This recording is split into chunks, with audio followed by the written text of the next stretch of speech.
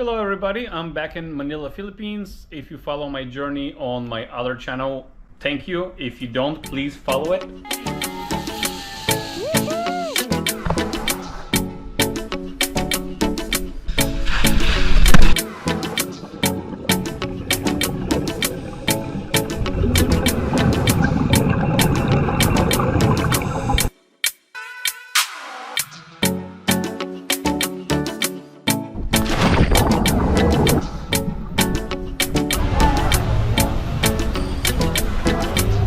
All right, I know that looks amazing, I know. But you gotta work your way up, and that's what on this channel we talk about how to work our ways up.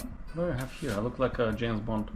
So today I was just deleting some of my Facebook groups from previous businesses, and I decided to make a quick video about it. So here's the business number one that I'm deleting the Facebook page for.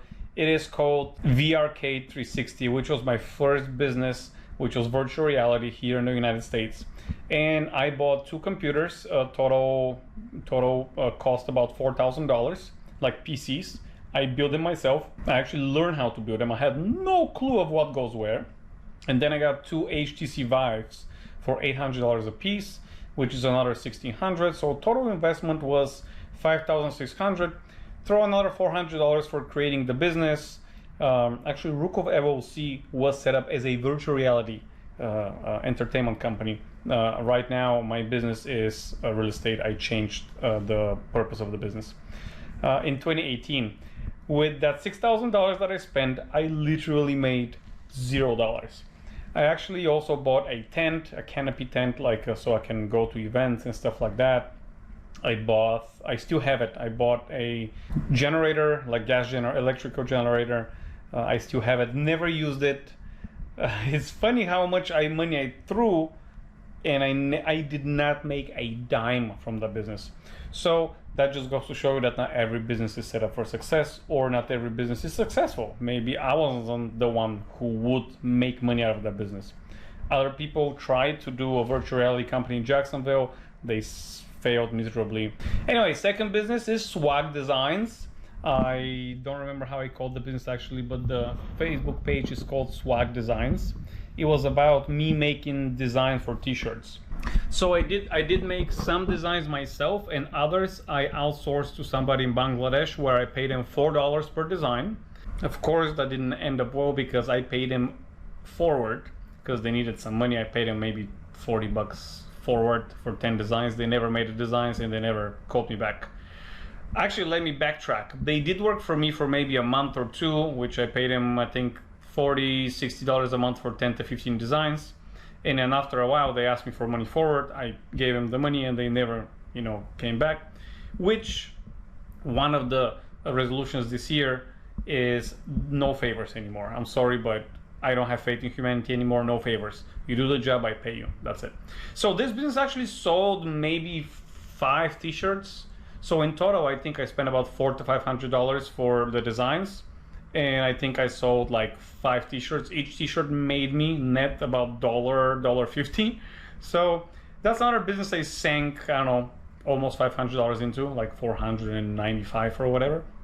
Second business. And third business I'm deleting right now is ATM Jacks. This was my business that I had for 3 years. It made actually very well.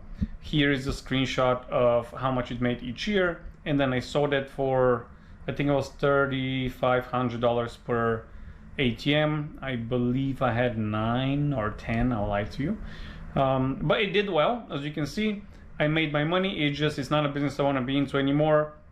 Few reasons. I think cash is going less and less and less, except for prostitution and drugs. I don't think people would need cash for anything else.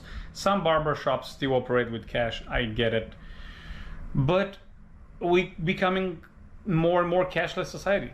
Now, do I think cash will disappear? I don't think that's gonna happen in my lifetime at least. Sorry, all the speculators for Bitcoin that, no cash by the end of the year. Yeah, that didn't happen. That would not happen.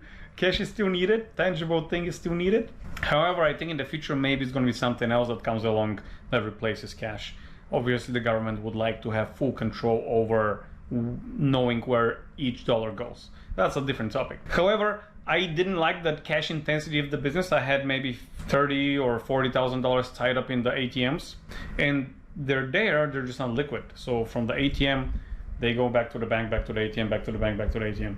So I took the money out and had a vaulter for a while that I paid $1, which is 33% of my income, of my gross income. So I took the money, bought a couple of houses, as you may know, and from the $3 surcharge, I give $1 to the owner, $1 to the vaulter, and $1 is for me. The ATMs start going down and down and down.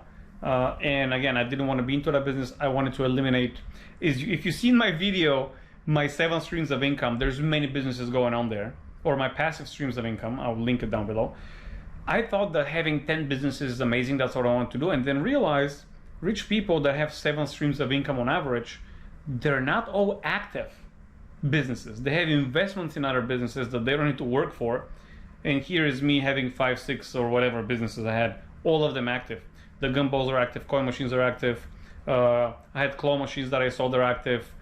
All of them were less active, but still active businesses. It's not the business that I have to go there every day to work, but still once a month, twice a month, 5 times a month, maybe twice a week, like the coin pushers, I gotta go twice a week. It's still taking from your time.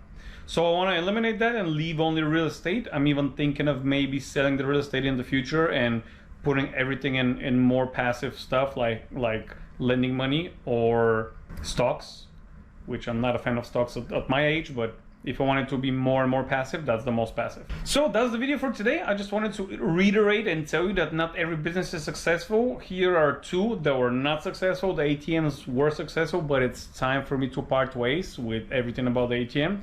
Oh, also this year, I also closed my company, Let's Talk Dirty Cleaning Services, LLC. It's not something I want to get into. Cleaners are not very reliable, at least the ones that I got. And if you follow my channel, you know I'm on my 2nd eviction, the 2nd cleaner that I helped out and gave everything, and I helped them more than anyone helped me, and they still dropped the ball. So I have to take the loss again and get a 2nd eviction with cost, you know, about $3,000, which is my whole profit for the whole year from the property. So the cleaning company also I'm closing. And finally, I'm closing my 5th venture. It is a company called Sales 2021, which me and a friend of mine, Angiliev, we did reselling. Actually, he did the most reselling and all the back-end stuff online. The company did very well the first year. I think we made $20,000. Second year we made 5, and I think in 2023, I don't know, we made like 1,000 or something. So it's just not worth our time. We closed it.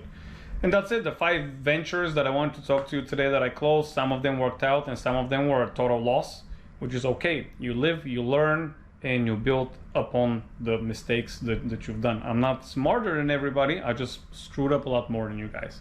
Or the other thing you can do is ask friends of yours that run business, how did they struggle, where did they fail, and what mistakes that they did, so you learn from them instead of you trying to make the mistake yourself, or eventually do the mistake yourself and then learn from it. You can just learn from their experience.